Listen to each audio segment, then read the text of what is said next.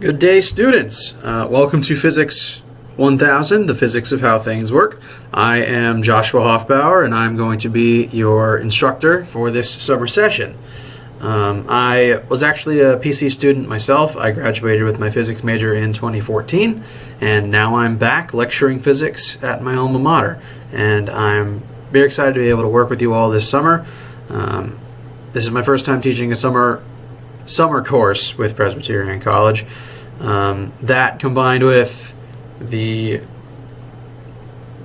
sort of online adjustments we've all had to be making recently means that this is going to be sort of a learning curve for everybody actually administering this class online.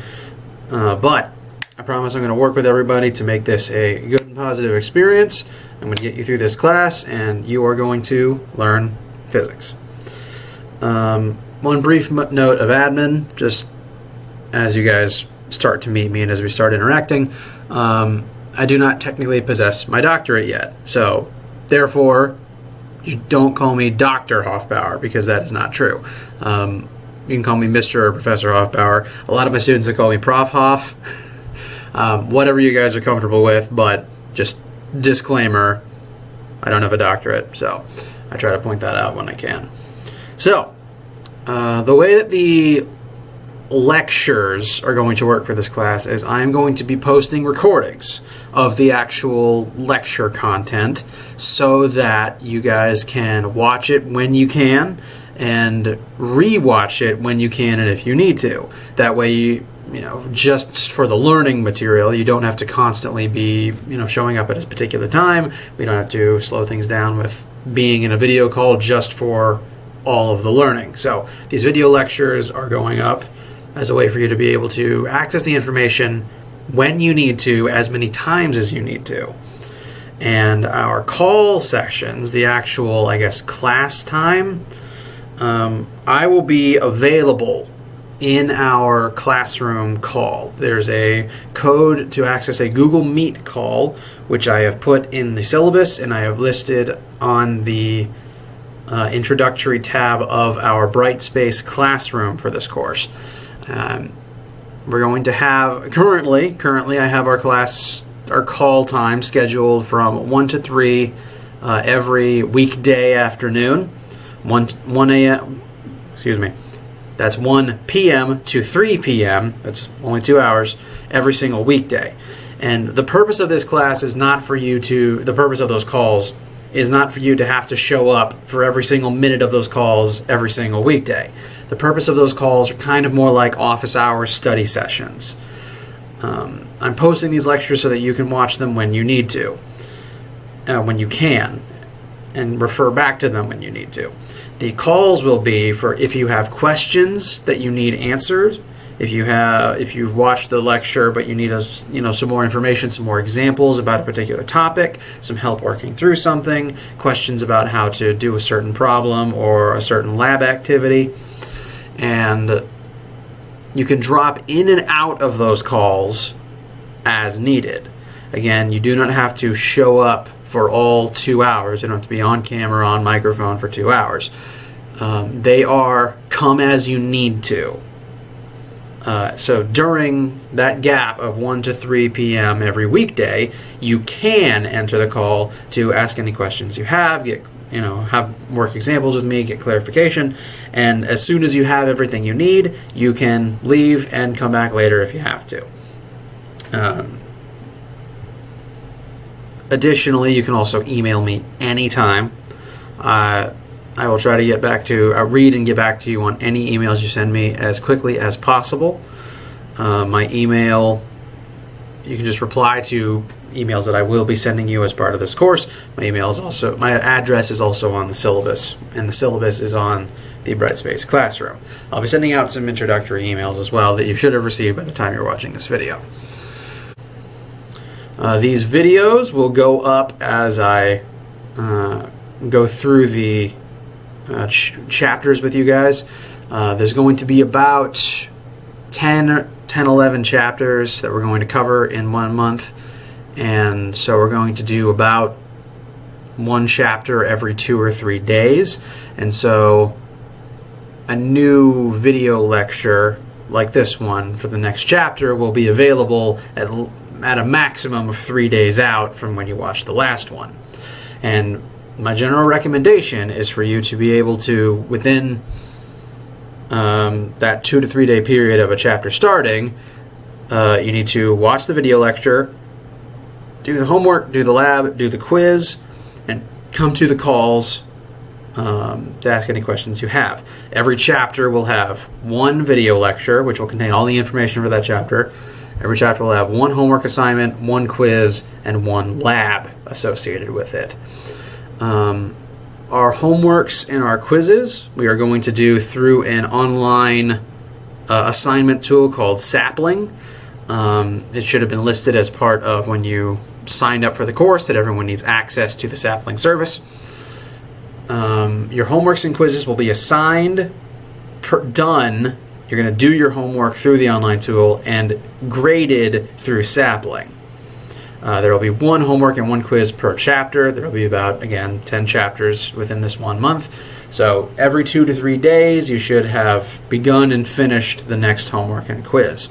There's also going to be one lab every chapter, and the way our lab assignments are going to work is I will post the assignment document to our Brightspace Classroom, and what the assignment is going to vary. Sometimes you'll be utilizing a simulator to perform the activity. Sometimes it'll be sort of a short research-based topic. Sometimes it'll be math-based sample questions. It's just going to depend on what the lab is about. So it's going to vary assignment to assignment. But labs are also fair game for you to come to our study session calls and ask me about. So those study session calls are broad, open space for any questions you have about anything related to this course. We will have 2 normal tests during this class. One, I believe I have scheduled on the 10th of June, and one scheduled on the 19th of June. There will be about 4 chapters of material on each of those tests. We'll do about 2-3 more chapters after that, and those will be added onto the final, which is going to be on June 29th. So 10 chapters spread across 2 tests and also the exam at the end. The tests will be sent out to you guys via email on test day. I'll give you more information about that when we get near there. And you'll have a certain amount of time to work them and get them back.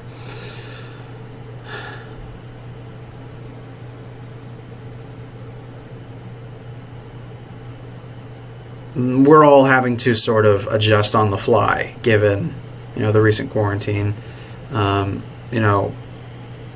being responsible by having all of our courses online, but my original course plan was not to be online, so I'm having to do a lot of work to adapt it. And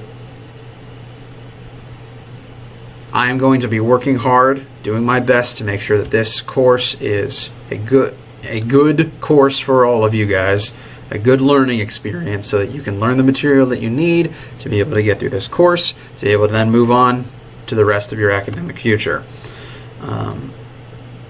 So I accept any feedback you guys have. If something could be done a better way that I just haven't thought of, if something could be improved, I want you guys to be able to talk to me about your thoughts on how we should be doing things, because this is a new situation we all find ourselves in, and I want to make sure I do my best for you guys.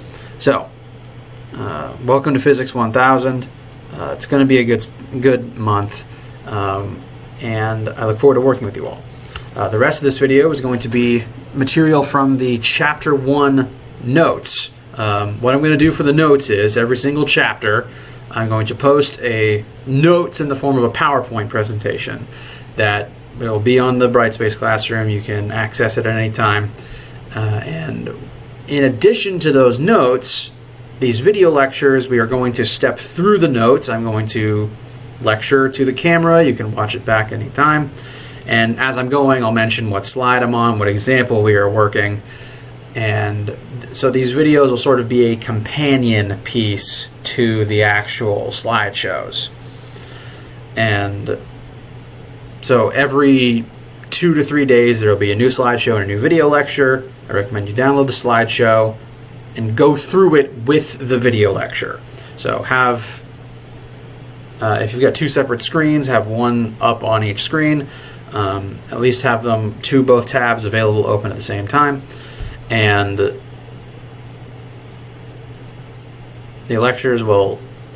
video lectures will step through everything in the slideshow.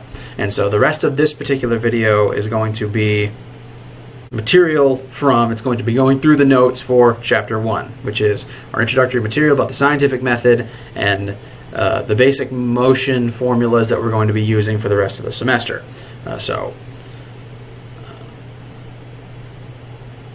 I lose my train of thought very frequently. Sorry about that. So, make sure you... Okay, so found the... Okay, I'm back.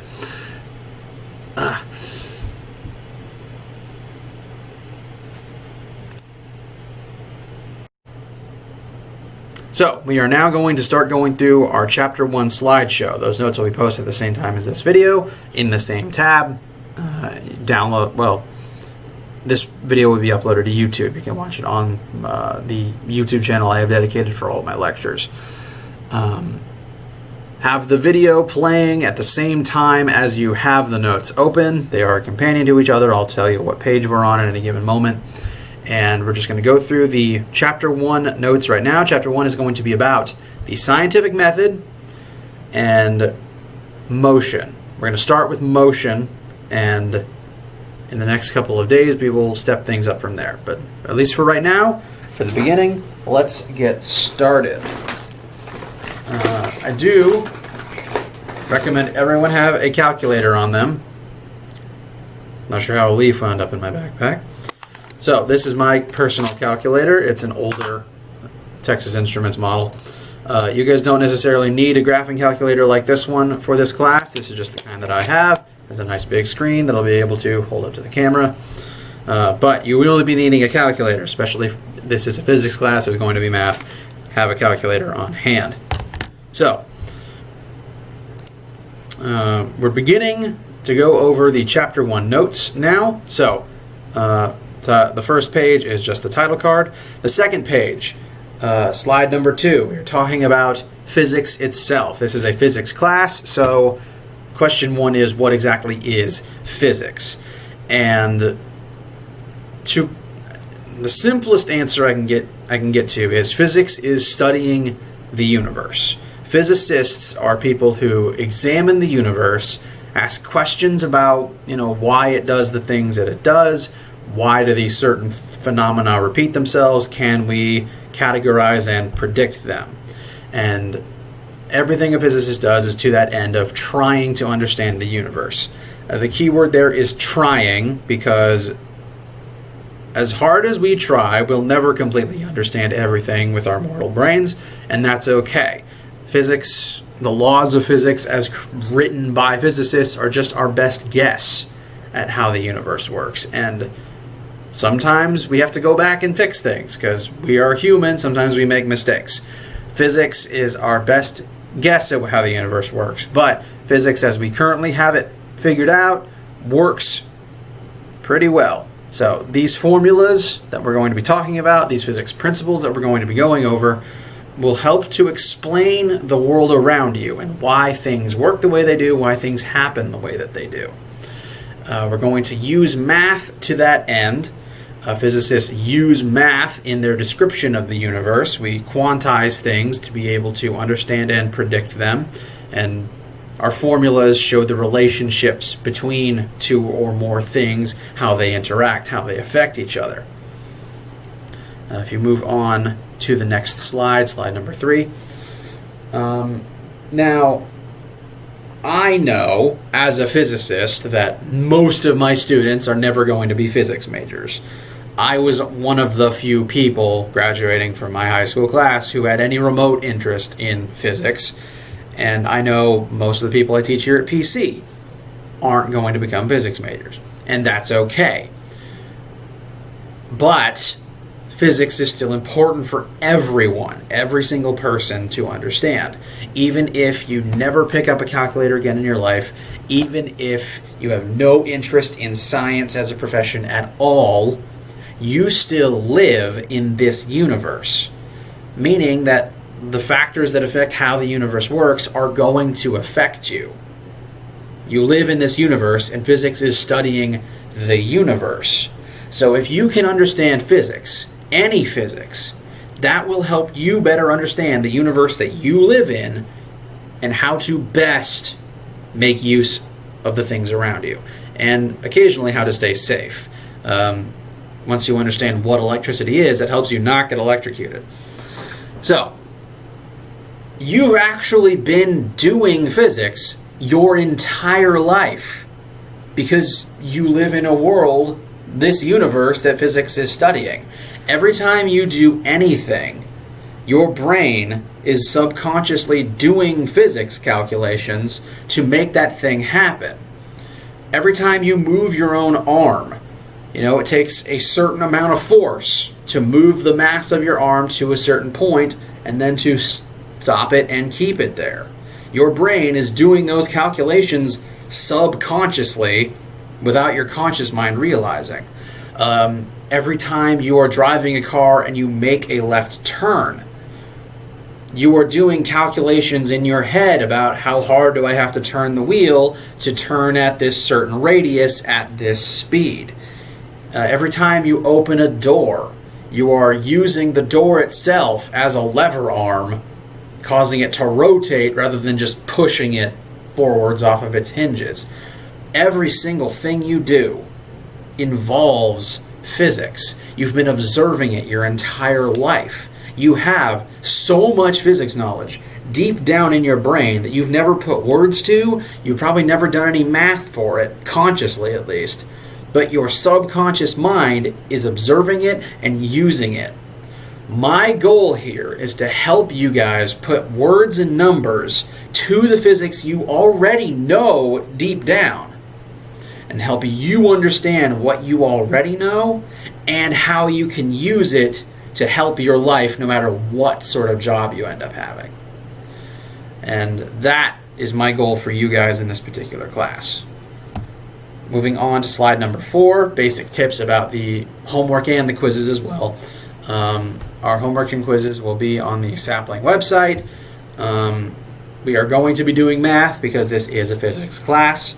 So for all of your homework and quiz and subsequently also lab questions, we're going to do some review questions and some practice questions here today as part of this video lecture as well, just to give you sort of an idea of how to do those types of questions.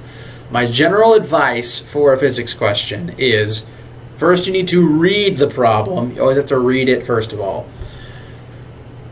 My next piece of advice is to draw a picture. Because most of these problems are going to be about physical scenarios, and drawing a picture to represent the physical scenario helps visualize it for your mind to be able to work from there. So, read the question, draw a picture if you need one, figure out what variables you do and don't know, and then figure out what formulas can help you take what you do know and turn it into what you want to know. You also have access to an equation sheet, which is on the Bright Space Classroom. You also have access to me. You can ask me questions at any time. Moving on to slide number 5. Slide number 5 is more of that information again. Now, moving on to slide number 6. This physics is a science. A lot of physicists would argue that physics is the science because we are studying the universe as a whole. As a science, physics, the method that science uses to gather information, to perform experiments, to actually advance the course of science, the method we use is called the scientific method. And this method is a series of steps that we utilize when we gather perform experiments and gather data to try to be as objective as possible in our data collection to get good results, and then to be able to share those results and further the cause of science. So we're just going to briefly talk about the steps within the scientific method. If you are to do science, every scientist who has ever performed an experiment that has led to any major discovery ever has always began with step 1 of the scientific method: observe the universe around you and ask a question. A rather famous example is Sir Isaac Newton observed an apple falling out of a tree, and at least colloquially he asked the question, why does the apple do this? Why does falling occur? Or can I mathematically quantify the effect of this falling? Every single piece of science has to begin with that first step, asking a question about the world around you. Step 2, the next thing you do is you do research about your question, because there has been a lot of scientists before us that have done a lot of research before us. Maybe they have already looked into the topic at hand. Frankly, you do this every time you just Google something that pops into your head. You're asking a question and you're using Google to perform the research. And sometimes you will find the answer you are looking for. Someone has already done the research, put forward their findings, and now that information is available. If you find the answer to your question in the research, you are done. Congratulations. If you don't find the answer to your question in the research, you then have to think for yourself about why this thing happens. And that's when you form a hypothesis. Step 3 is hypothesis about what is happening. Now, a good hypothesis has to include the initial conditions of the situation you are asking about. So, Sir Isaac Newton saw... This is going to be my stand-in for an apple. Sir Isaac Newton saw the apple at the top of the tree, and then he watched it fall to the ground. The initial conditions of the apple is it's in the tree. It is hanging from the tree.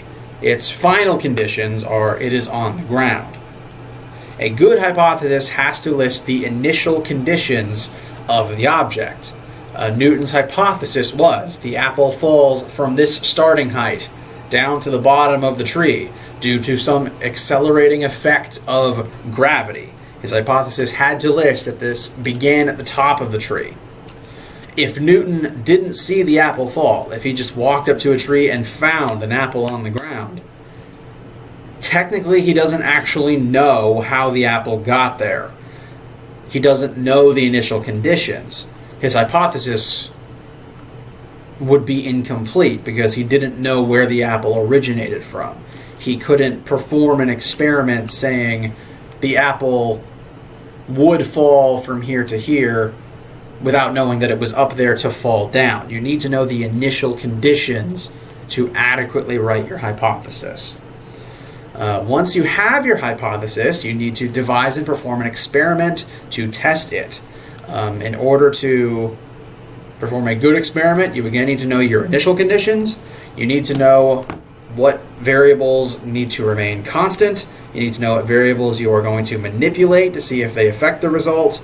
And once you have performed your experiment and you have all of that data, you need to analyze it and see whether or not it supports your hypothesis. Your hypothesis is just your idea, your explanation for why something is happening. If your data supports your hypothesis and favors your explanation for why something happened, then you take that data and you will move on to step 6. However, if your data does not support your hypothesis, you need to go back and revise your hypothesis. So you would go back to step 2 and keep moving onwards from there. But if your data does support your hypothesis, you will move on to the next slide. We're now on slide 8, and to step 6. If your experimental results do support your hypothesis, you repeat the experiment and make sure of that fact. If after many, many attempts, your hypothesis remains strong, then you need to share it with the world. You need to present your findings to other scientists so that they can test it, so that they can, over time, offer validity to your hypothesis. So you share it, you publish it. Usually we publish things in scientific journals. And once other scientists have your findings, once they have the published findings in their hands, they can perform their own experiments. And so suddenly, originally you were the only person doing experiments on your hypothesis, but now there could be hundreds of scientists doing experiments on your hypothesis at the same time. So the amount of data being gathered has exponentially increased, and you're able to work together to, further determine how valid your hypothesis is. If all of those scientists keep examining your hypothesis, keep performing the experiment, and keep finding it to work, over time, your hypothesis may become a theory. And then, if your theory remains true for a very long, if your theory remains generally accepted to be true for a very long time, if scientists keep working on your theory, keep performing experiments to test it, if after a very long time your theory is still regarded to be correct, it will then be considered to be a scientific law. Now, when we publish laws like this, the laws of physics as written by humans are not universal truths. If you move on to slide number 9. These laws that humans wrote, these laws that started as hypotheses, became theories, and then became laws, they are not the truth of the universe. They are mankind's best attempt at understanding and describing the universe. And we call them laws because they are our best guess, and we haven't proved them wrong yet. But occasionally, after a couple of hundred years, we can, due to advancing technology and improving hypotheses and theories being put forth, we can eventually find that certain laws are actually wrong some of the times. And then we go back and revise them. We make them better. We perform more experiments. We create new hypotheses that eventually become new theories, that eventually become new laws. But if a human being wrote down a law of physics, it is not the fundamental truth of the universe. It's just our best guess at understanding the universe. The only true part of your experiment, the only true facts in the scientific method are your data. When you do an experiment, you measure the data. The data is a pure representation of the reality of the situation. If the apple fell 10 meters, you measure that it fell 10 meters. That is the objective truth. You were able to measure with a meter stick how far an apple fell. That is the truth. That is a number that you pulled, that you measured from reality itself. So, the data is the truth. Our interpretation of the data is hypothesis, is theory, is law, but it is just, at best, an interpretation. It can be a very good interpretation. The laws of physics as we currently have them written, the laws, Newton's laws, for example, are really, really good explanations. They work for us in all of our math, but we have to understand that one day we might find something wrong with them and we have to go back and make them better. So, basics of the scientific method. That was a lot of information, but that's where every good science class has to start.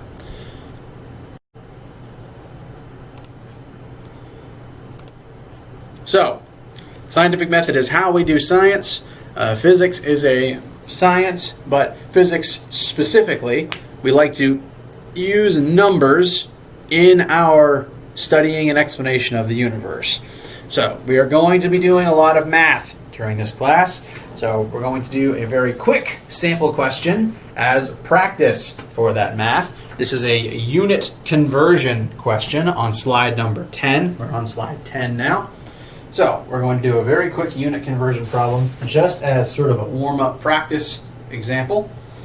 Now, the problem posed on slide number 10. A rectangular building lot, again, first step is always read the question. A rectangular building lot measures 1 times 10 to the 2 feet by 1.5 times 10 to the 2 feet. So, and then it asks of us determine the area of this lot in square meters. So, we've read the question. Next thing we can do is draw a picture.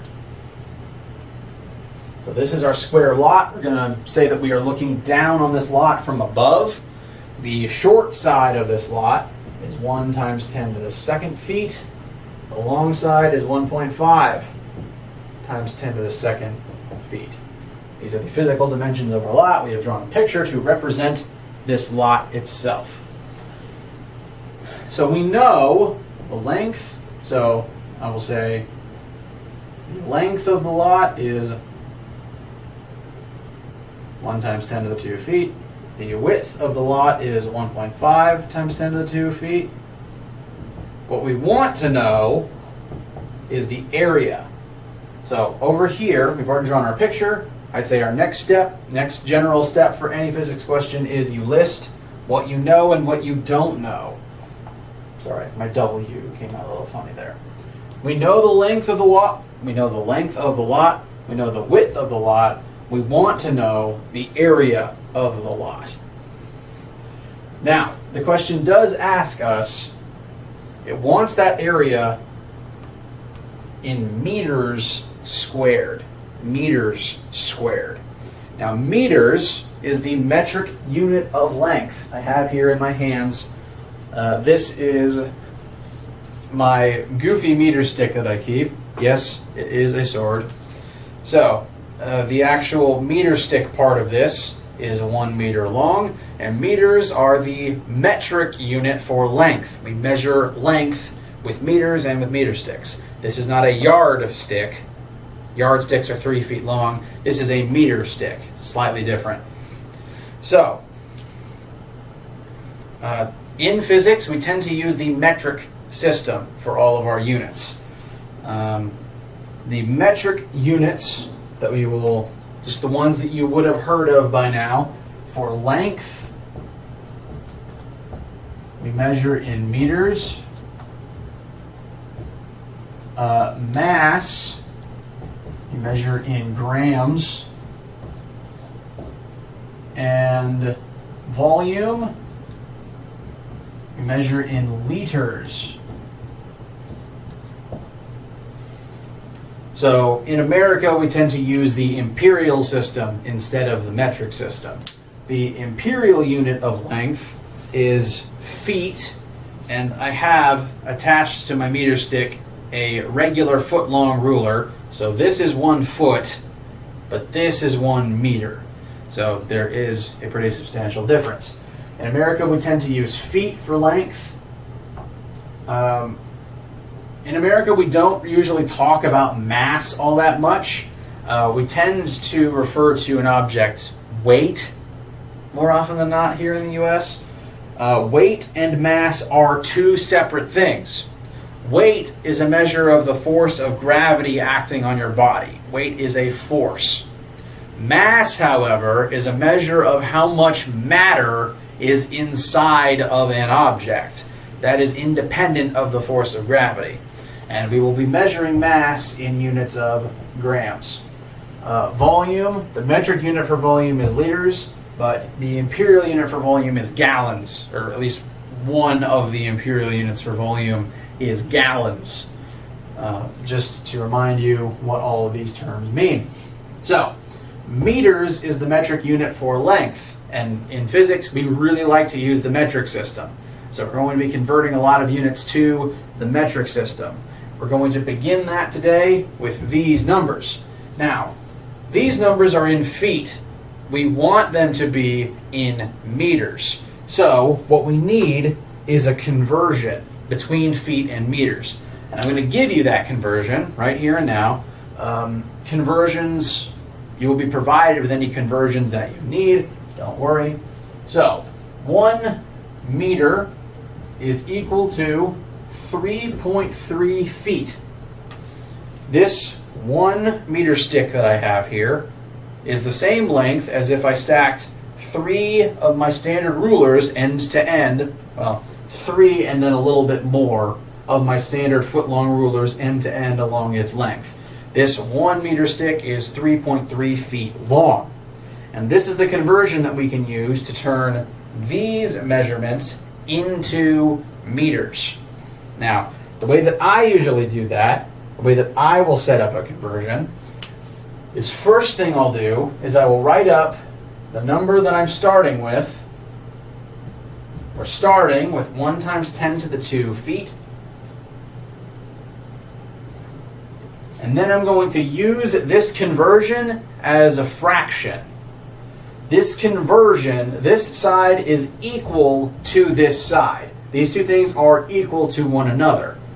That means if I divide one of those sides by the other, so if I take the 3.3 feet side and it is being, if I take the 1 meter side and divide it by the 3.3 feet side, these two numbers are the same thing, which means I'm just dividing by itself, which means this is equal to 1. All I'm doing here is multiplying by 1 in a really weird way. So this multiplication here are 1 times 10 to the second feet times 1 meter divided by 3.3 feet. This equals 1, and this is our length measurement, which guarantees that whatever we get out of this conversion is equal to the original statement. We're just changing what unit it's in.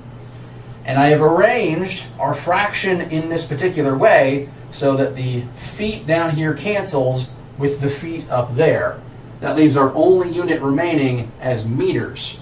So, to figure out how many meters long 1 times 10 to the 2 feet is, we're going to divide 1 times 10 to the 2 by 3.3. Now, 1 times 10 to the 2 is scientific notation. That's going to be the same as 100. I'm going to enter that onto my calculator to show you all. So, on my calculator, I have typed in 1 times 10 raised to the second power. That little upwards arrow there indicates being raised to that power. If I press enter, that means 100. So this number is just 100 feet. Now, I'm going to multiply that by 1 meter, divide that by 3.3 feet, multiply anything by 1, you get 1, divide by 3.3, and that tells us that 100 feet is 30.3 meters. We can do the same thing with our 1.5 times 10 to the 2 feet to convert that to meters.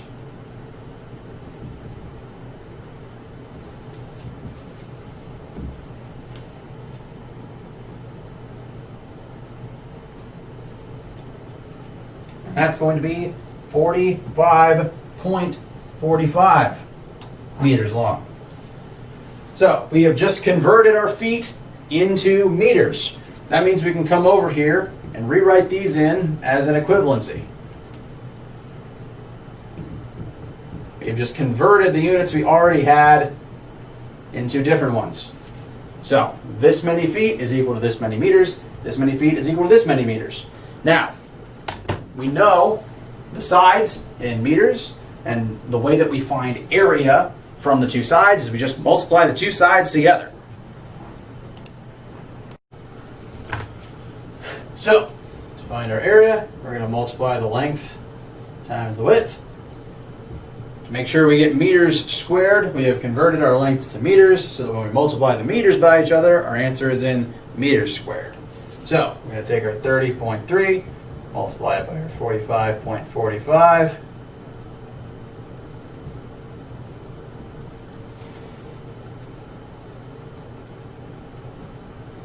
And we will get 1,377.14 meters squared for our surface area, the area of this lot.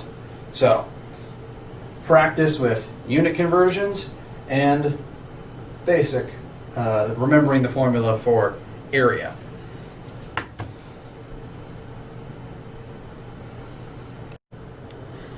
Okay, so to begin talking about motion, moving on to slide number 11 in the slideshow, we live in a three-dimensional world. And what that means is the world around us, any location, any movement can be described, can be pinpointed with three different axes. You can have the x-axis, the y-axis, and also the z-axis. So length, height, and depth. We live in a three-dimensional world, and so every single location relative to every other location can be described as being some distance away from the original spot in these three axes.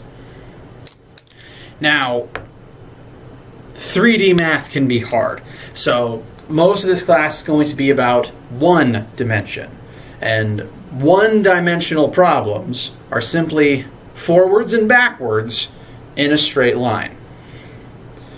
So for right now, we're only going to be moving forwards or backwards. Eventually, later today, we'll start talking a bit about two-dimensional problems where something can move forwards, backwards, up, or down, but this class isn't going to be concerned with 3D movement at all. To make you aware, though, we live in a three-dimensional world, but for the sake of simplicity, we're going to keep things to either one dimension or two dimensions for our math. Now, if you move on to slide number 12, this slide lists the three main variables, that all have to do with motion. These are the three most basic mathematical principles, variables that we're going to keep referring back to for the rest of this class. These are very important. The three of them are displacement, that is the physical length between any 2 points. So if I have these two pen caps, there's some physical distance between them in a straight line, and that is the displacement between those two things. You can also refer to displacement as how far one object travels in a specific dimension. So if this pen cap starts over here and it ends over here, it has displaced some length in meters from point A to point B. So displacement is basically length, the distance between 2 points. It is measured in meters. Meters is our metric variable for length.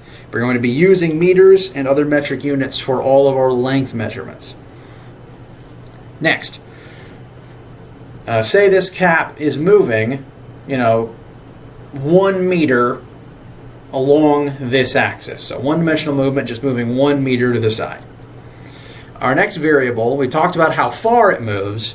Now we can talk about how fast it moves. Velocity is a measure of the change in displacement over time. It's how fast something is going.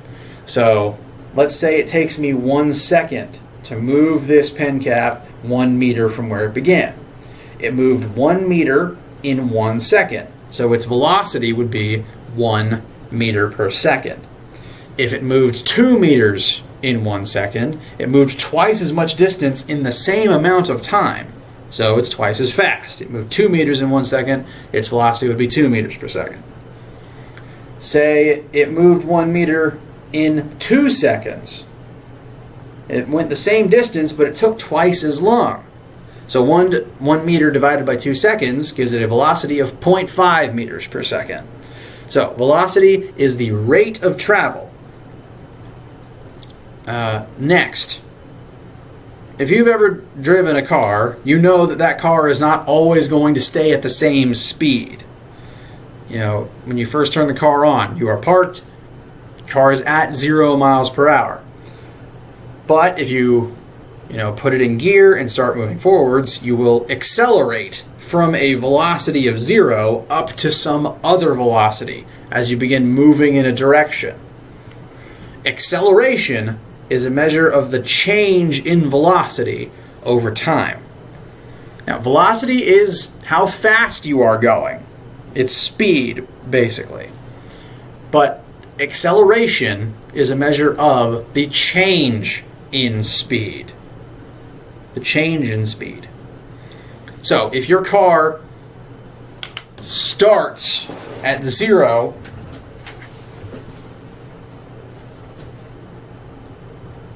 let's say your car begins at a velocity of 0 meters per second, and you accelerate up to 30 meters per second. Your velocity has changed. You've put your foot on the gas, you've accelerated.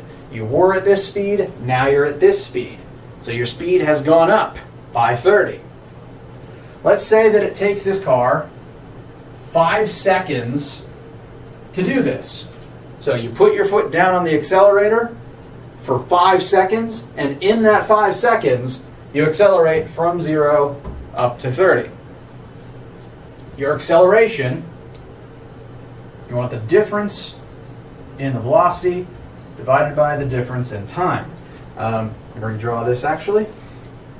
This triangle here, just for those who don't know, this is the Greek letter delta. It's just a triangle. And what that means mathematically is the difference in. So delta velocity means change in velocity. Delta t is the change in time. And in this particular case, we changed from 0 up to 30 in terms of our velocity. So delta always means final minus initial. We increased from 0 to 30. And this took us 5 seconds. So we began at 0 seconds and we ended at 5 seconds. So to find our acceleration, we're going to divide 30 by 5. And that's going to give us 6 meters per second squared. This is not velocity. This is acceleration. Meters per second squared means, this is not the same as meters per second. Meters per second squared refers to the fact that every single second your velocity is changing by a certain amount. So initially, our unit of meters per second for velocity means that every single second you are moving some number of meters. This unit means every single second your velocity is changing by some amount of meters per second. So, while your car is speeding up, you are accelerating. But what if, once you get up to 30 meters per second, you take your foot off of the gas and you just coast. You're just cruising at 30 meters per second. If you are maintaining a velocity of 30 meters per second, you are not accelerating. You are moving at a constant velocity of 30, but you're not speeding up, you're not slowing down, therefore you're not accelerating. So if you are maintaining a constant velocity of 30, your acceleration would be 0. So, I'll write that in the corner. Let's say, different case, I'm going to put it in a box. Your velocity is 30 and it stays at 30. And let's say that it stays at 30 for 10 seconds. If you were to try to calculate your acceleration, delta v divided by delta t, well, you began at 30 and you end at 30. Your velocity doesn't change. Therefore, delta v, the change in velocity, is 0.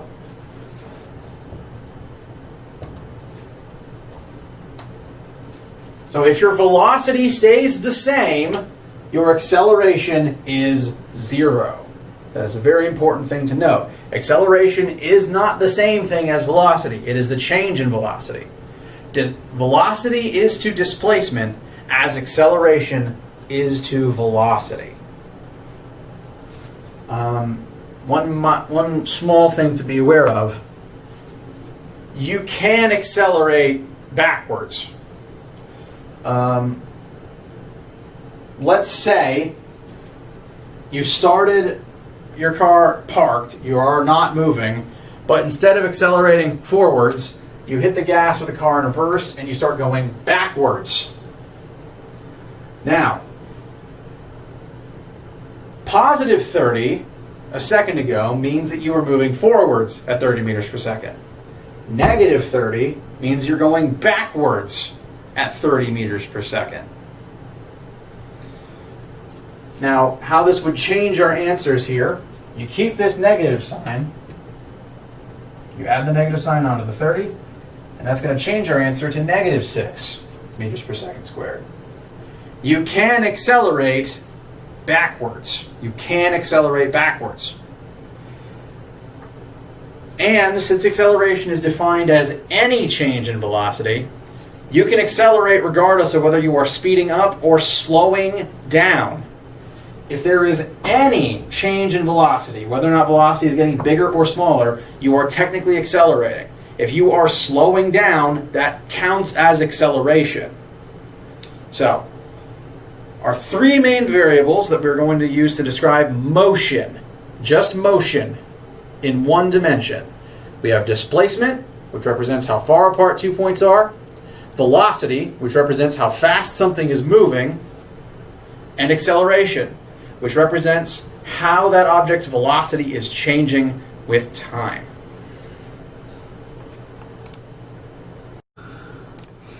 Okay, so those are three of our most basic, most important ways of looking at motion. Now, those three variables are all a type of thing that we call a vector. If you move on to slide number 13, we're briefly going to talk about the differences between vectors and scalars. Now, a vector is defined as a mathematical quantity which has magnitude and direction. So, any physics concept that we study that you can measure, but it's always pointing in a direction, counts as a vector. And some common examples of vectors are displacement,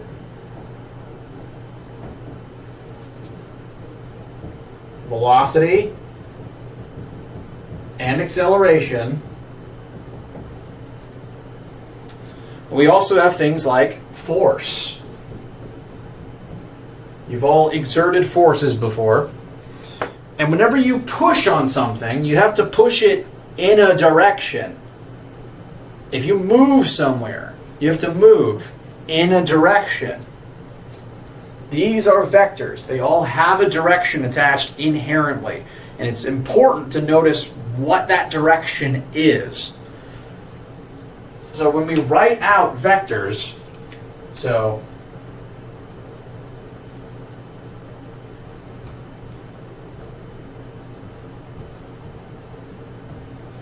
these right here are the variable, the shortened forms. So when we do our math, these are the variables that you will see in our equations. These are the variables that represent displacement, velocity, and acceleration. Because these are vectors, there will usually be some sort of a line or an arrow on them. I sometimes draw a little arrow on top. For me, that represents vector because all vectors have a direction. We tend to draw direction with arrows. Sometimes, though, you might find just a flat line that represents these are vectors. And sometimes that line might be on top instead of on the bottom. But vectors tend to have some sort of indicator on them that they are in fact a vector. All vectors have to have a magnitude, that's the number, and a direction, that's the way that the vector is pointing. So let's say I walk 10 miles north. 10 miles is the magnitude, and north is the direction. Velocity, displacement is a vector. If you go somewhere, you go in a direction. Velocity is a vector because if you have a certain speed, you are moving in a direction. Say you are moving at a speed of 20 miles per hour east. So magnitude, 20 miles per hour, direction, east. Acceleration, realizing I misspelled that. Acceleration is a vector because when you speed up or slow down, you are speeding up or slowing down in a specific direction. If you are parked and you begin speeding up in this direction, you're accelerating in this direction. If you begin slowing down, your velocity is dropping, and slowing down would be the same as accelerating backwards because your velocity is becoming more in that direction.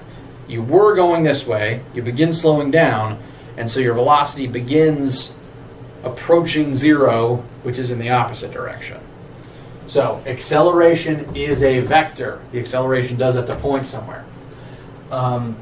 Things that don't have directions are called scalars. If there's no direction attached to it, it's just a scalar quantity. And some examples of scalars include mass. That's just the amount of matter inside of an object. Something cannot have 10 grams up or 10 grams east. It's just 10 grams. Temperature is also a scalar. You cannot have 3 degrees Celsius south. Or rather, the degrees Celsius don't point anywhere. Density, pressure, power, work. Those are all scalars. They don't have any direction attached. Oh, volume is also a scalar because, if I have a gallon of water, I cannot have that gallon, it's not going anywhere, it's not pointing in a direction, it's just a gallon. So, key differences. Vectors have direction. Scalars do not. Now, moving on to slide 14. We've been talking about our variables for displacement, velocity, and acceleration. I'm now going to show you the formulas, the big formulas, the main formulas that relate all of these principles together. So, these formulas are so important that this physics department likes to call them the Fantastic Four. They always come lumped together. They are all similar in that they relate all of these same interrelated principles to one another. They are very important. They are the first big equations that you're going to be learning and using in this class. So, the first one. This first one is the definition of velocity. And my markers are running out of ink. Not a good sign. So, the definition of velocity, and velocity is a vector. So I'm going to write this little vector line underneath it. This purple marker is also running out of ink. That's not a good sign. Let's see. Blue is visible. So, the definition of velocity is the change in displacement over time. So, this is our first formula. This is how you find velocity. If you move a certain distance in a certain amount of time, that will tell you your velocity. Now, this formula is assuming constant velocity. This formula is assuming an acceleration of 0. The idea here is you are moving at constant velocity and you will cover some distance in some amount of time. So you can only use this formula if your acceleration is 0. That's something important to note. The next formula is the definition of acceleration. That is the change in velocity over the change in time. Like we talked about a second ago, if your velocity is changing, speeding up, slowing down, you are accelerating. The next formula. This is the big one. This is kind of the big important one that we're going to be using a lot of. This formula will tell you the location of any object regardless of how it's moving. So, delta x is equal to velocity with a little subscript 0. In physics, this little tiny 0 underneath a variable represents sort of v initial or v naught. And this means what is the velocity at the start of the question. So when the question begins and you first click in your stopwatch, what is the object's velocity at that exact moment? And then you multiply that by the time elapsed plus 1/2 times the object's acceleration times time squared.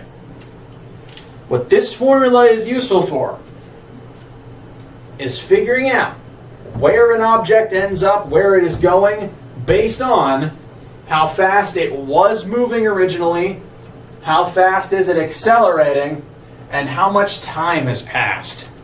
This is a very useful formula, and you can use it to find the location of about anything as long as you know its initial conditions and it maintains a constant acceleration.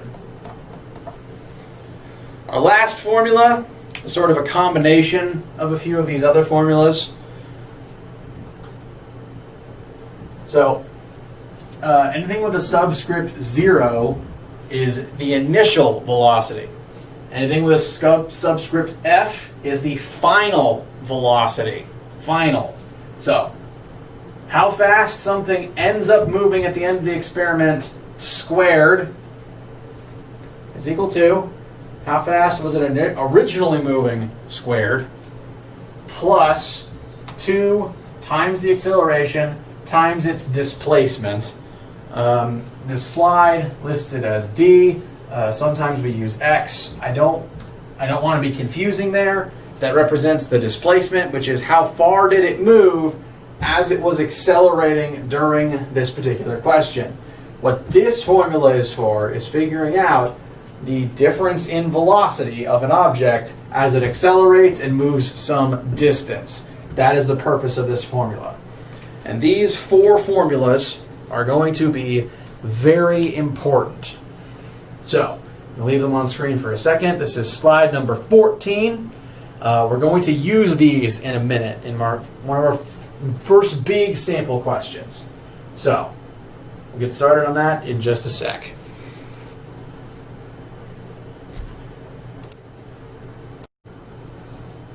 Okay, so we're on slide 15 right now for a couple of sample questions. First question, you drive at 55 miles per hour, so our velocity is 55 miles per hour, and we are driving at that velocity for a time of 23 minutes. What we want to know is how far have you traveled? We want to know our displacement. So, we know our velocity, we know time, we want displacement. So, standard procedure for any physics question, you look at what you know, you look at what you want, you try to find a formula that contains all of those things in it. And there's definitely one formula that has velocity, time, and displacement in it. And that is Fantastic Four equation number 1, v equals delta x over delta t. Now, one small thing to be aware of. Our velocity is in units of miles per hour. Our time is in minutes. So, we're going to want to convert one of these units so that they match. I'm going to recommend converting 23 minutes into hours. So, we want to cancel out minutes and leave ourselves with hours. We have 60 minutes in 1 hour. So, these two numbers are the same. 1 hour is 60 minutes. So I'm just multiplying our 23 minutes by 1 because these two things are equal. Divide one thing by itself and it's just 1. But I have intentionally placed minutes on the bottom so that it cancels out with these minutes, and that leaves us with just hours. And so, 23 minutes divided by 60 minutes tells us that we were driving for 0.383 hours. Need a new marker. Let me check if that's visible on the camera. Okay, sorry.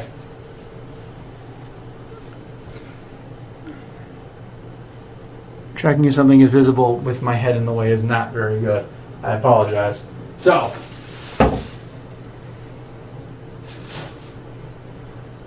"23 minutes converts to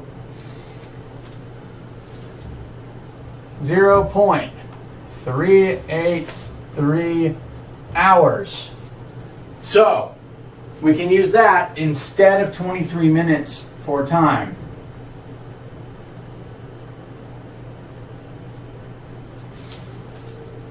So now that our units match, we can plug everything into our formula.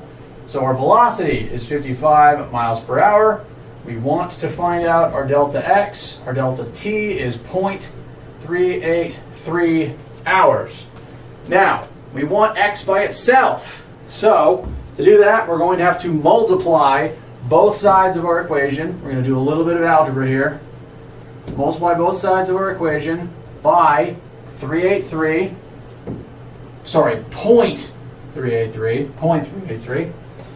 We're going to multiply both sides by 0.383. That's going to cancel the 0.383 over here and leave us with delta x equals 55 times 0.383. So, our final answer, delta x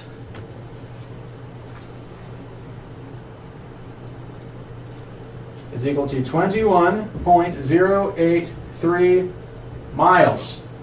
So in that time, moving at this velocity, you will travel a total distance of 21.083 miles. So that's the first question on this particular slide. The next question, when you are brushing your teeth, sometimes you might tap your toothbrush on the sink when you are drying it off.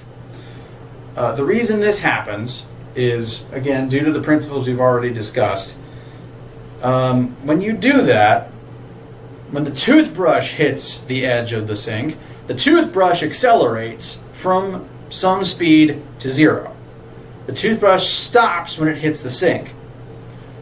The water on the toothbrush does not, because the water on the toothbrush didn't hit the sink, so that water, if you think of the marker as the toothbrush and the cap as the water, the brush is going to hit the sink and stop, but the water is going to keep moving because nothing else stopped or hit the water.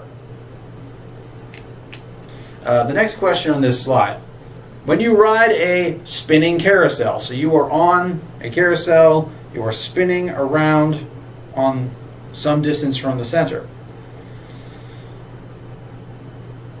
Velocity is a vector, meaning it needs to have a specific direction attached.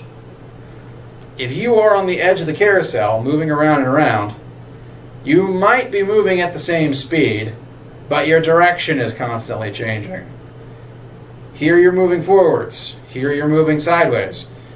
Your two-dimensional velocity keeps changing, it keeps pointing in a different direction.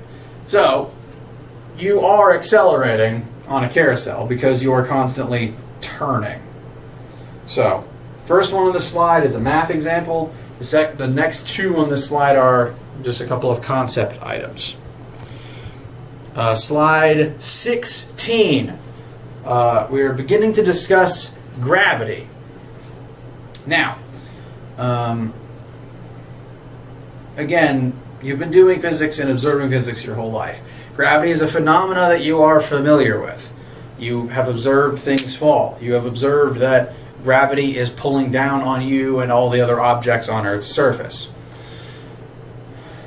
What I want to make clear before we move forwards is there's two aspects of gravity that act on objects that you need to make sure you can differentiate. Gravity is a force. So the force of gravity acts on all objects that have mass. Objects with more mass weigh more because there's more mass, and therefore there will be more force of gravity acting upon that object. Every single different object with a different amount of mass is going to weigh two different things. So let's say I have my water bottle here. Right now it is full of water. There's a lot of mass in it. But when it's empty, there's less mass in it. Therefore, there's going to be less force of gravity acting upon it. So the force of gravity, the weight, is contingent upon mass. Yes, exactly. The force of gravity, the weight, is contingent upon mass. What is not contingent upon the mass of the object is the acceleration due to gravity. That g right there, this g that I have written in, is acceleration due to gravity. On Earth's surface,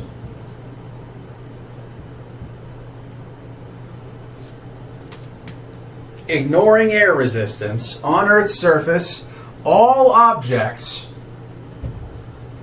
are going to accelerate downwards at the same acceleration. This is the acceleration at which all objects are going to fall, and their mass doesn't matter. Everything is going to accelerate down at this rate.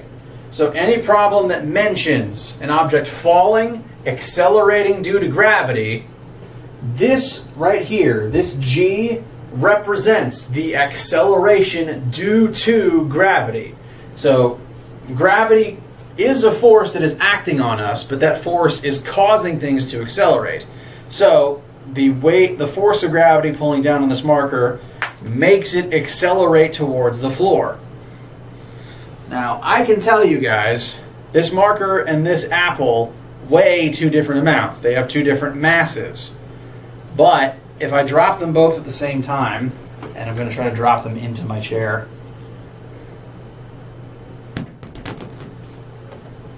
they have different masses, but they accelerate at the same rate. You've probably done an experiment like this before. They accelerate at the same rate. All falling objects will. So any question that involves an object falling, this is the acceleration, the rate at which it's going to accelerate downwards. Bringing this up now because our next couple of questions are going to involve objects falling.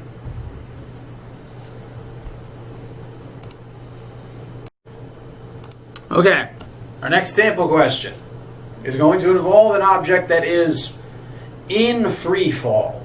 Now, the state of free fall refers to when an object is only being affected by gravity. This can include when I drop something, but technically, if you just jump,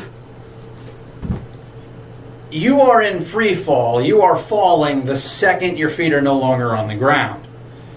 You may have some initial velocity upwards, but once your feet are not touching the ground, you are subject only to gravity. Therefore, you are falling.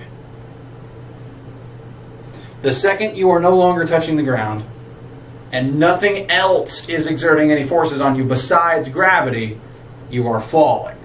So, our example on slide 17, a basketball player is going to jump straight upwards. His initial velocity upwards is going to be 6 meters per second upwards. And I am going to draw a picture to help illustrate this.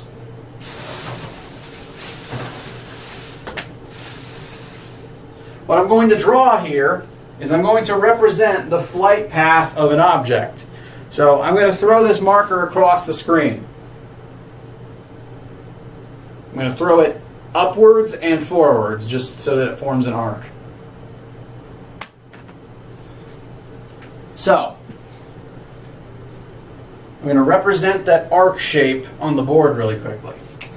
So the basketball player begins moving upwards. Eventually their height is going to hit a peak. They're going to get as high up as they can, and then they're going to fall back down to the ground.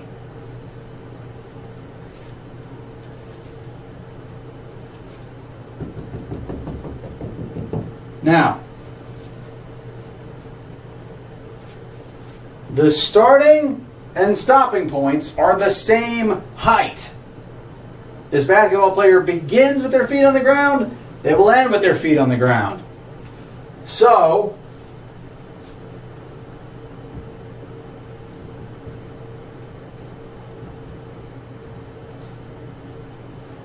from that information, we can actually extrapolate. We know the beginning location and the ending location are both 0 meters because this basketball player begins with their feet on the floor. They're going to end with their feet on the floor. So from start to finish, they end up exactly back where they started, which means our displacement from start to finish in terms of height is 0. So from examining our drawing, we were able to get a few more pieces of information to add to our information list. We know the initial velocity upwards. We know once an object is in midair, it is technically falling. And falling objects accelerate downwards at the acceleration due to gravity of negative 9.8 meters per second squared. We don't know how long this player will be in the air. We don't know how high this player will jump. But we do know they're going to come back down to where they started. They have to. They began at the floor, they will end at the floor.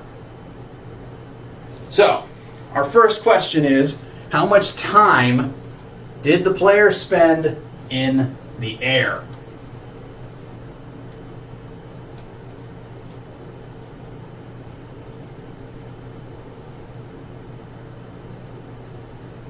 So, with our information, we need to pick a formula that contains things that we do know to begin with and will tell us the thing that we want to know.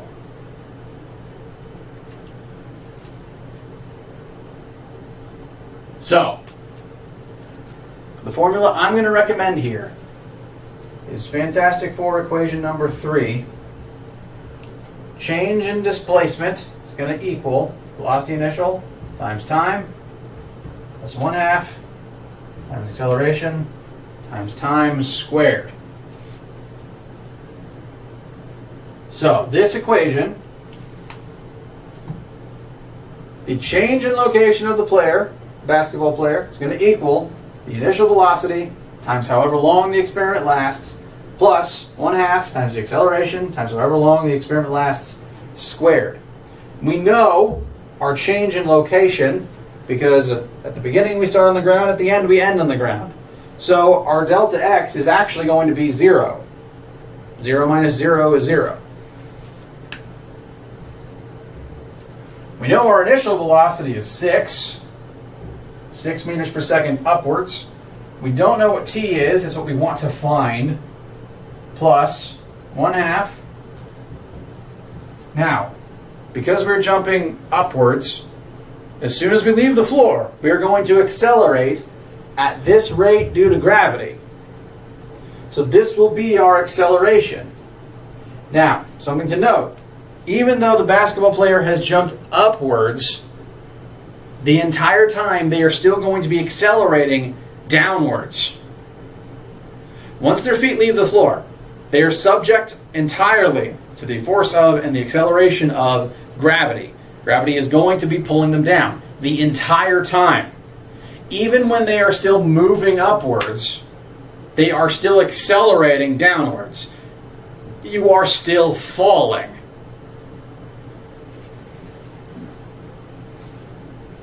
The acceleration represents the change in velocity. And every second after the first moment where your feet leave the floor, your initial velocity, it starts at 6 when this basketball player first jumps, but every moment after that, you slow down until you reach your peak and then you fall straight down. That entire time, your velocity is becoming more negative. It's going from 6 down to 0, and then from 0 downwards. So the entire time you are in the air, you are accelerating down. Your velocity is decreasing from positive 6 to 0, and then decreasing from 0 into the negatives as you fall, as you actually begin moving downwards. So, even though the basketball player is initially moving upwards, they are still accelerating downwards the entire time. So that's our acceleration term, and we have time squared. Now, we want to solve for time. Time is what we want here. Now, there's currently 2 t's in 2 different places in our formula. But this side of the equation is currently a 0. There's 1 t attached to this 6. there's a t squared attached to the 1/2 times negative 9.8. We can actually divide both sides of this equation by t. If we divide this side by t, we're going to remove a t from each element. If we divide 0 by t, it's still going to be 0. So this will effectively allow us to get rid of one of our t's. So that's going to give us 0 equals 6 plus 1/2 times negative 9.8 times just t. We've divided one of the t's out. We've sent it underneath this 0 and it's gone away.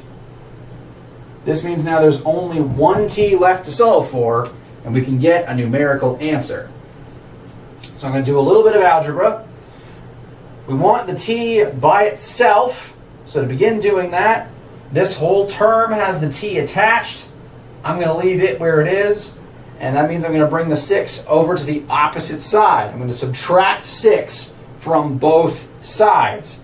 That's going to give me negative 6 equals 1/2 times negative 4. Negative 6 equals point. Sorry. Well, I apologize. I make mistakes when I'm speaking sometimes. After I subtract 6 from both sides, I have negative 6 equals 1/2 times negative 9.8 times t. Now t is what we want. It's currently being multiplied by negative 9.8 and by 1/2. So to get t by itself, I'm going to draw an arrow from this step and bring it up here to show the next step because I've run out of room at the top.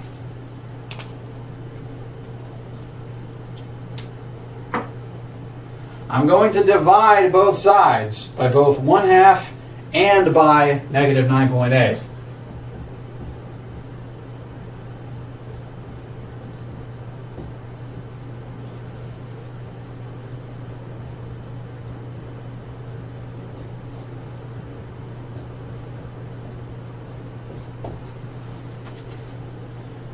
That's going to cancel 1/2 and the negative 9.8 on this side, and that's only going to leave them on this side. And so our final answer is going to be negative 6 divided by 1/2 times negative 9.8 is equal to time.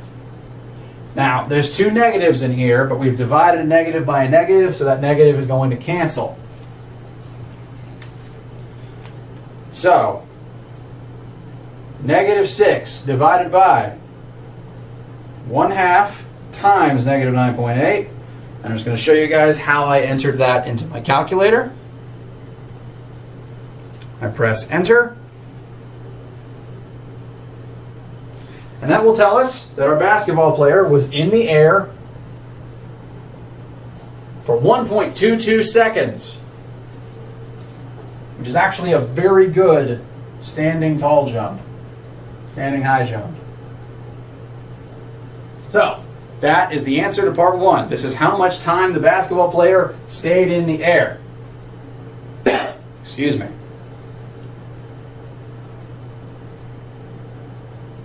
Now, the next question. I'll leave this up for a second. You can pause, rewind, review the video if you need to write everything down. Now the next question asks, how high did the basketball player jump? What is the maximum height that they achieved?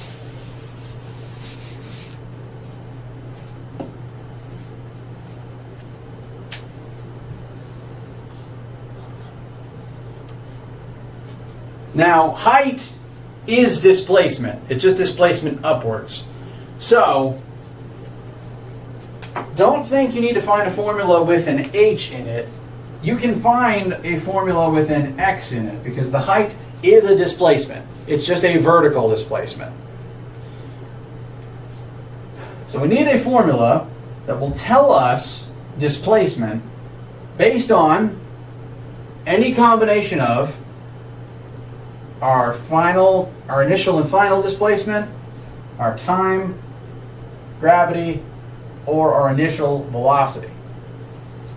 Now, to help find this one, I'm going to teach you something about jumping and falling.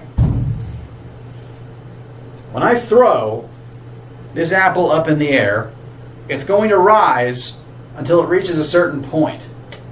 It's going to get up to its highest point, and then it's going to start falling down. In that moment, when it is at its highest point, its velocity is 0. It only happens for a split second, but if you were to, pause time right here, its velocity would be 0. It would just stay here. The only reason it then falls back down is because gravity is pulling it downwards. So at your jump's highest point, your velocity in that moment is 0. So your velocity at highest point is 0 meters per second, which means we know the velocity at the highest point. We know, say, our velocity final at that location.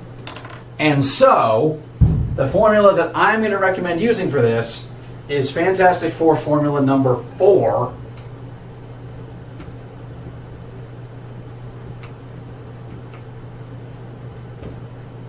Velocity final squared equals velocity initial squared plus 2 times acceleration times displacement. We know at our highest point, our velocity is going to be 0. When we initially jumped, our initial velocity is 6, that's going to get squared, plus 2 times our acceleration. The entire time we're in the air, we are accelerating down because of gravity. We know that's going to be negative 9.8 all the time. And we want to know our displacement. So this is going to tell us how far we traveled as this velocity dropped to this velocity because of gravity. That's what this formula is for. So to help get our answer, first thing I'm going to do is I'm going to simplify this a little bit because we've got a couple of things that are squared and being multiplied. So what I'm going to do is 0 squared is 0, 6 squared is 36, and 2 times negative 9.8 is negative 18.6.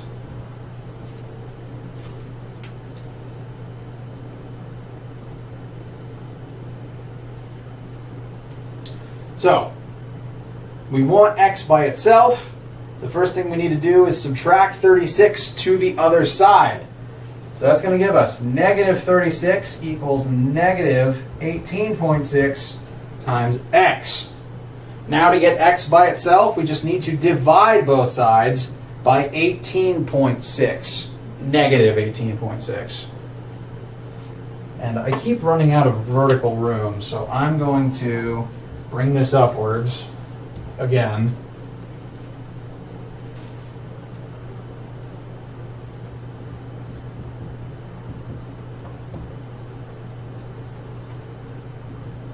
So I just brought our next step up here.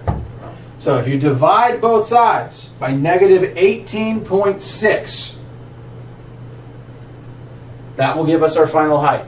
So negative 36 divided by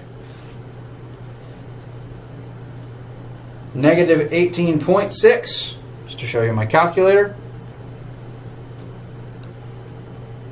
That's going to give us a final maximum jump height of 1.64 meters, which is very, very good. That is a very good high jump. So we have a remarkable athlete on our hands.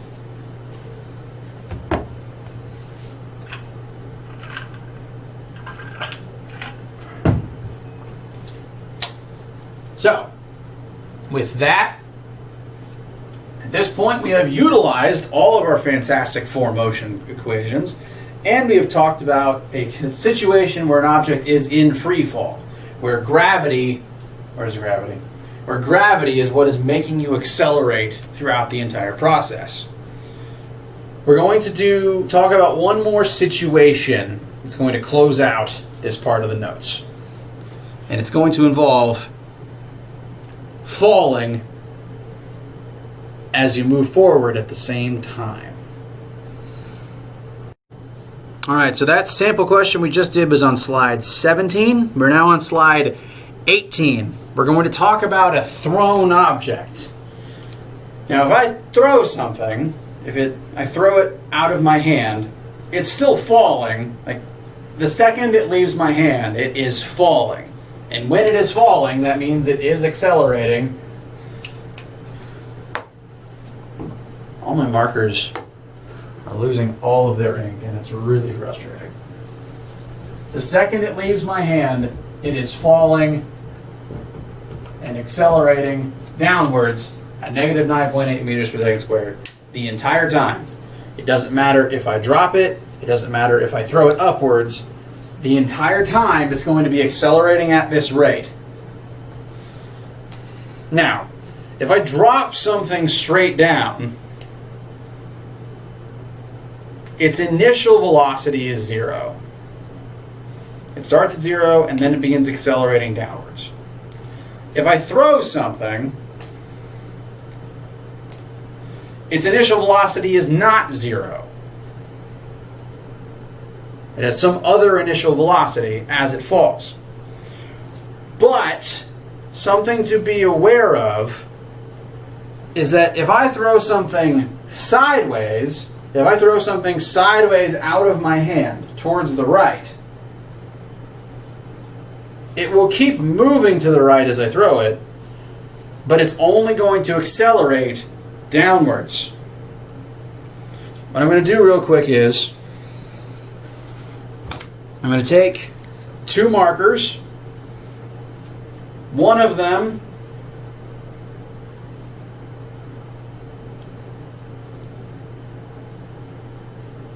the blue one I am just going to drop straight down. I'm going to drop the blue one straight down. I am going to throw the purple one sideways. I'm not going to throw it up. I'm not going to throw it down. I'm going to throw it sideways. And I'm going to do that a couple of times for the camera. So pay attention.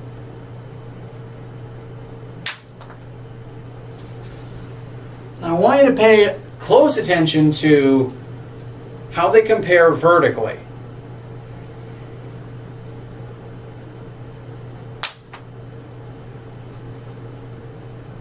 So both objects fell down at the same rate. When I threw the object horizontally, that didn't keep it in the air any longer. Whether or not I threw it sideways or dropped it had no effect on the speed at which it went downwards. This is two-dimensional motion. The thrown marker is traveling forwards because I threw it forwards, but at the same time, independent of that, it is accelerating down. Those two dimensions are completely separate from one another, shown with the marker that I just dropped. The object is going to accelerate down no matter what. If I throw it, it's going to accelerate down. It's just also going to move forwards at the same time. It's moving in two dimensions at once. So this is an example of 2D motion. These thrown objects are moving in two axes, the x-axis and the y-axis, at the same time. Both are happening at the same time, but they're happening independently of one another. The horizontal axis doesn't care that the object is falling. If I throw this object forwards, it's going to keep moving forwards as long as it can. It doesn't care that it's falling. Similarly, when the object falls, it doesn't care that it's moving sideways. Gravity is still going to affect it the same way. So this is 2D motion, and the vertical and horizontal movements are completely independent of one another.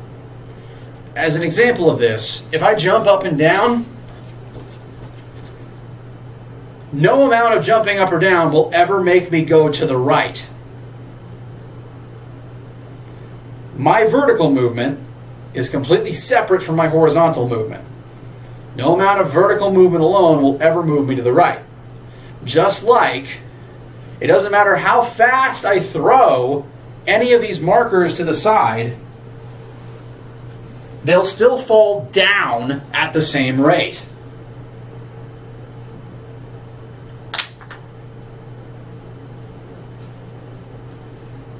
Gravity is the only thing that affects how fast they're going to be pulled downwards. Doesn't matter how fast they're moving horizontally.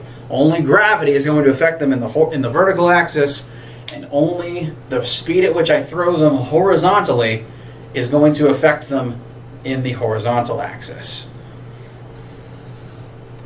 And if you move on to slide number 19, this is more information about this topic. These types of objects are called projectiles. A projectile is an object in free fall, and we tend to think of a projectile as moving through the air with some x and y velocity. Now, gravity is only acting vertically. So the entire time these objects are being thrown and flying through the air, their y velocity is constantly changing due to gravity.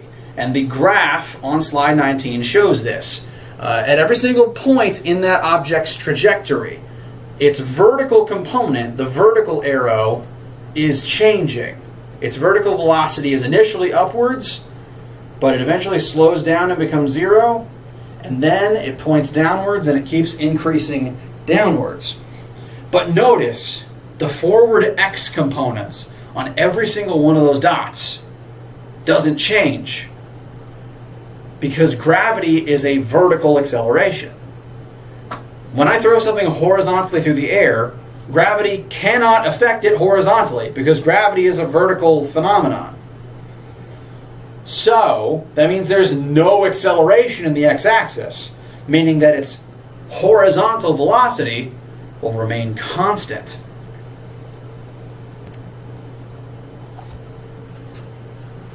Now, on to slide 20. Slide number 20.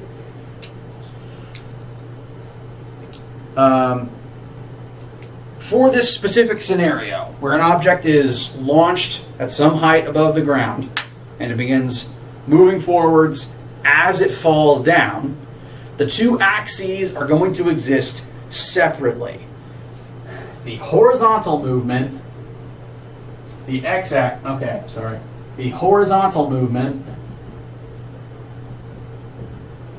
is going to be independent of the vertical movement, which means that we need two different formulas to look at both of them. No one formula can tell us both of these axes at the same time, because they're happening separately. So, in the vertical axis, you have an object that is falling. It is descending some distance based on how fast it is accelerating due to gravity. So, for these types of projectile motion questions that I'm about to show you, in the vertical axis,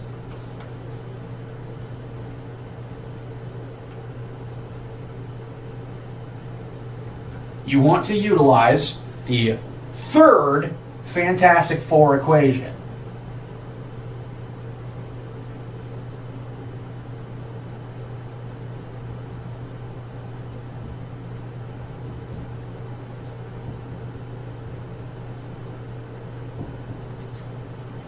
So, the third Fantastic Four equation tells us the change in an object's location will be equal to its initial velocity times time plus 1/2 times its acceleration times time squared. What I've added on to displacement, velocity, and acceleration is the subscript vertical. This equation only cares about the vertical axes only.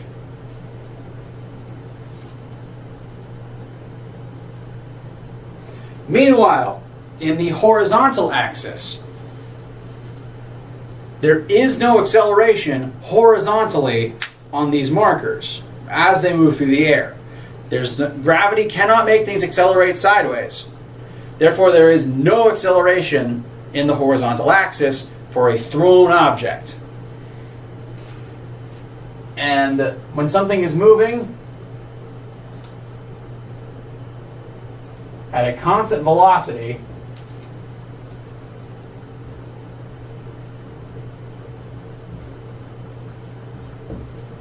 you can utilize Fantastic Four equation number 1.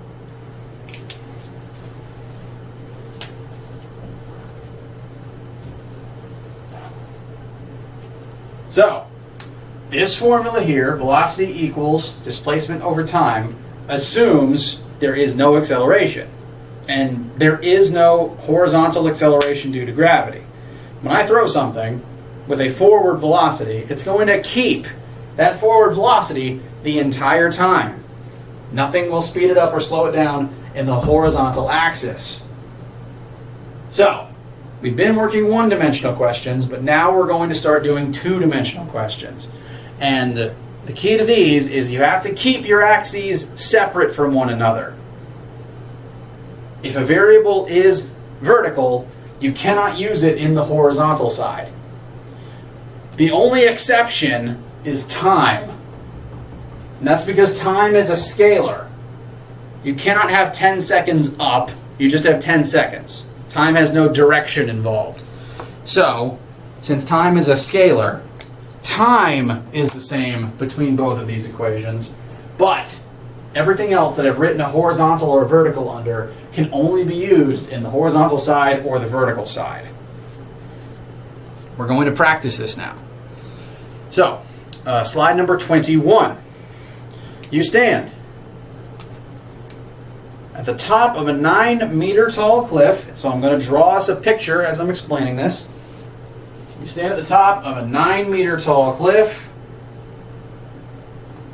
So, our initial location in the horizontal axis, in the vertical axis, is 9 meters up. That is our initial location.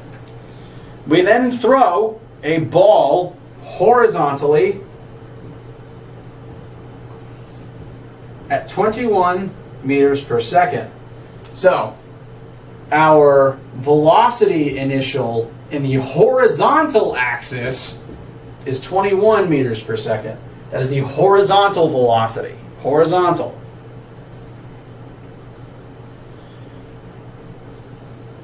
Now, some additional information. This ball is going to be thrown off of the cliff, and we know from experience, if you throw something horizontally, it's going to move forwards and fall down at the same time. So I'm going to put in some dots that represent the trajectory of this ball. It's going to fall down and away from the cliff. We know it's going to end up at the ground.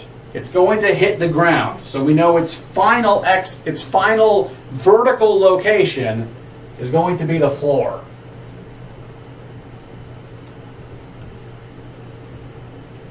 So, our initial vertical location is 9 meters. Our final vertical location is 0 meters. Whoop, wrote in too many units. 0 meters.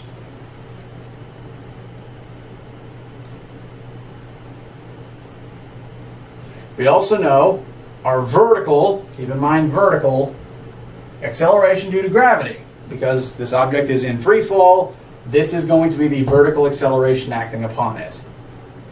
So, we've read the first part of the question, we've established our variables, now we can start doing work.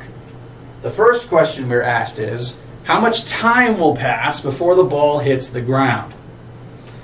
Now, these two separate equations are used to look at the vertical scenario the horizontal scenario and the vertical scenario. It is traveling forwards and falling down at the same time, but we have to keep the numbers for each axis separate. Now we want to know time in the air. We want to know how long it takes to fall. this equation here, the horizontal equation, has time in it. We know our horizontal velocity, but we don't know how far away horizontally from the cliff we're going to land. We don't know our horizontal displacement. This ball is going to hit the ground. It's going to have dropped 9 meters from the top of the cliff down. It's going to travel some distance away from the cliff, but we don't know what that distance is. So this equation cannot be used to tell us time yet, because we don't know our displacement. We have two things here we don't know yet, so we cannot solve this equation for t. We can, however, solve this equation for t, because we know vertically where the ball starts and where it's going to end. We know the ball's initial vertical velocity because the ball was only thrown sideways.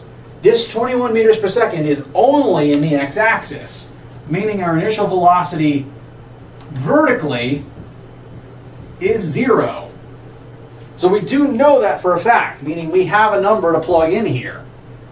We also know our vertical acceleration. That's going to be negative 9.8 because of gravity. That leaves the only remaining variable here as t, which we can now solve for to find how much time the ball was in the air. So, delta x, the change in displacement vertically for the ball. The ball begins 9 meters up and it will end on the ground. That means it fell to a height of 0 from a height of 9. So our change in displacement for the ball is going to be negative 9. It fell 9 meters downwards. That's our delta displacement here. The ball has an initial, this is the way I write some zeros, it has a slash through it to distinguish it from an O. Our initial vertical velocity is 0 because we only threw the ball sideways. Multiply that by time, plus 1/2. Our acceleration is negative 9.8.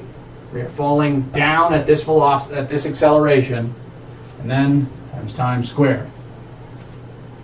Our only remaining variables are t's, which means we can solve for those t's. But thankfully, this t is being multiplied by a 0. When you multiply anything by a 0, it goes away. So, I'm going to take a minute to simplify this, because we have a 0 minus a 9 over here. We have a few things being multiplied over here. So the next line of math I'm going to do is just simplify this. So this side is negative 9 equals negative 4.9. So that's 1/2 times negative 9.8. I've simplified that to negative 4.9 times t squared. We want t by itself. So what I'm going to do is I'm going to divide both sides by negative 4.9. That's going to cancel the negative 4.9 on this side. What that's going to leave us with on the other side, we've got negative 9 divided by negative 4.9.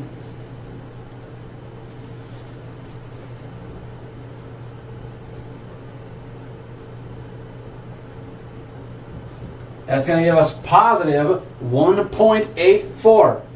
Now that 1.84 is equal to t squared. We need to take the square root of both sides to get t by itself. So, the square root of 1.84 is 1.36, and that is equal to t. We were in the air, the ball fell, it was in the air for 1.36 seconds. That is how long the ball fell through the air. That is our time. And the vertical axis will always determine the time in the air, because the only way to get more hang time is to drop something from a higher point. Throwing it faster sideways won't keep it in the air longer. That'll just mean it goes farther sideways in the time it has to fall. What determines the excuse me, what determines the time any object has to fall is the height you drop it from. So, this is our time in the air. We now know t, which means we can use t in the next part of the question. How far away from the base of the cliff is the ball going to strike the ground? So now we know time, which means in our horizontal equation, the only remaining unknown is our change in horizontal location. So, our horizontal velocity, our initial horizontal velocity is 21. We want to know our change in x location. We want to know how far horizontally from the cliff we are going to travel. And we now know how long the ball will be in the air, 1.36 seconds. So, we're going to multiply both sides by 1.36. So 21 times 1.36 is going to equal delta x.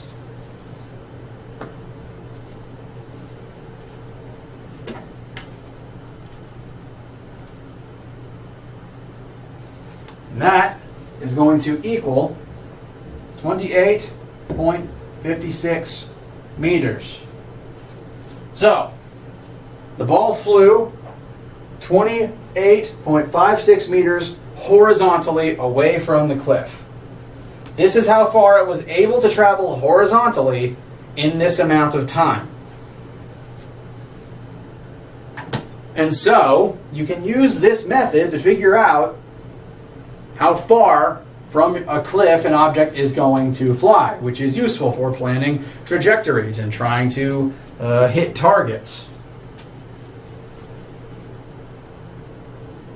Now there are two more questions on this particular slide. One is, what is the acceleration of the ball? The ball's vertical acceleration is negative 9.8. That is the rate at which it's going to accelerate downwards. Its horizontal acceleration is 0. If you throw something sideways, once it leaves your hand, there's no more forces trying to accelerate it horizontally. Gravity cannot accelerate it horizontally. So the ball's horizontal acceleration is 0. So the third question here has two different answers. The vertical answer is negative 9.8 meters per second squared down. The horizontal answer is 0. The last question here. What is the force acting on the ball? The only force acting on the ball as it flies through the air is gravity. You find the force of gravity by multiplying the ball's mass by 9.8. But we'll talk more about that next time.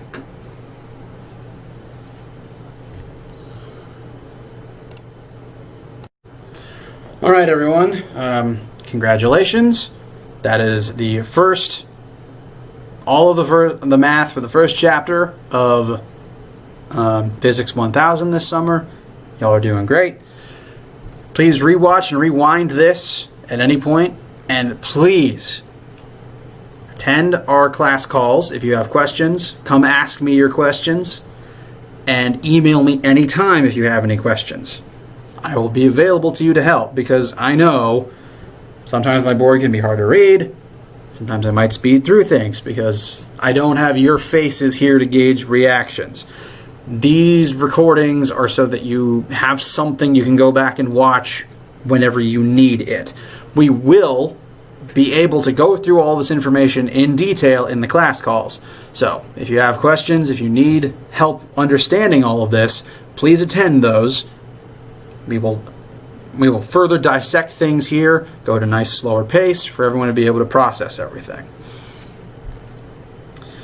But that is most of the content for Chapter 1. There's one more detail, and this is more back to the scientific method. Physics does its best to utilize a scientific method, but there's different types of sciences that are able to better or worse fit the scientific method. There's information about this on slides 22 and 23 of your slideshow.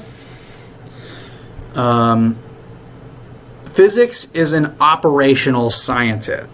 Physics is an operational science, meaning what that means is when we try to create our experiments,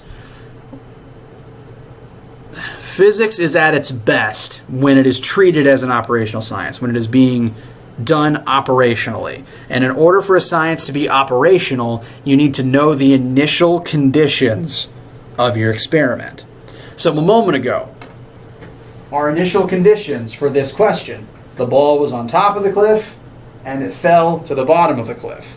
We defined the initial conditions as the ball was up here at a specific starting height, at a specific starting velocity.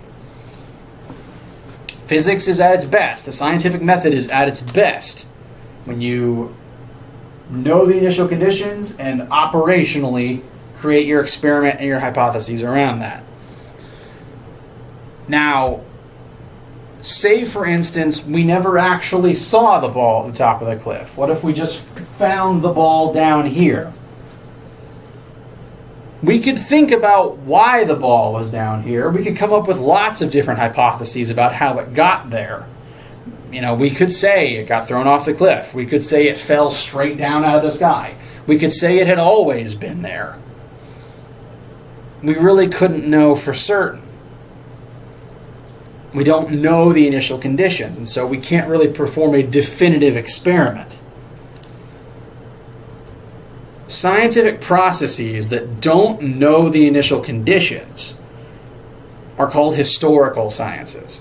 These are sciences that try to predict things either in the future or in the past based on minimal data. They have to make a lot of assumptions. They have to assume their initial conditions and then try to guess how things are going to change moving forwards. These two science types are... most scientific practices are either operational or historical. And only operational sciences can really truly follow the scientific method, because unless you know the initial conditions, you can't really perform an experiment. And if you can't perform an experiment, you can never test your hypothesis. So only operational sciences can really utilize the scientific method, whereas historical sciences cannot. We are going to try to do our best for operational sciences here, and this will tie into some of the questions on your first lab assignment, which will be posted on our Brightspace classroom by our first day of class as soon as everything goes live. Along with this video, along with the notes, and all the other information that you will need. Thank you all. Again, I understand that we are all adjusting to having to do these things online. I'm still recalibrating, but I won't let that affect my ability to be a good teacher for you. I am going to do my best to get you all through this course, to help you understand all of these topics. I understand I could have blown through this material too quickly, because without seeing your faces and getting your verbal reactions, I don't always know what to focus on. So, watch through these videos, come with your questions to the call sessions where I'll be able to help you with all of the concepts. And I look forward to working with all of you this summer. Again, I'm Mr. Hoffbauer. I'm looking forward to meeting you all and interacting with you, and have a great day. Thanks.